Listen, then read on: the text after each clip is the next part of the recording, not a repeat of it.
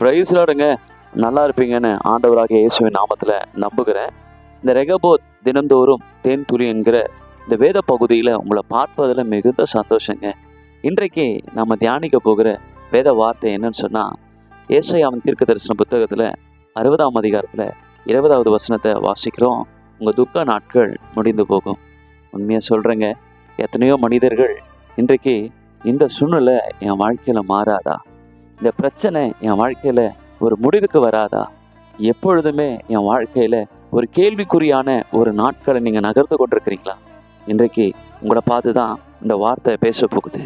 உண்மையாக சொல்கிறேன், ஒரு காலங்களில் நாங்களும் இந்த துக்க நாட்கள் எப்பொழுதும் மாறும், கண்ணீரோடு இருந்த நாட்கள் எப்பொழுதும் மாறும், பிரச்சனையோடு கூட இருந்த நாட்கள் எப்பொழுதும் மாறும் என்று பல நாட்கள் ஏங்கி தவித்த நாட்கள் உண்டுங்க.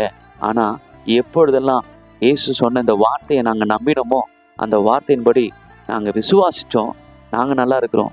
நீங்கள் நம்புங்க, நல்லா இருப்பீங்க. கர்த்தர் உங்களை ஆசீர்வதிப்பாருங்க. காட் பிளஸ் யூங்க. ஆமென்.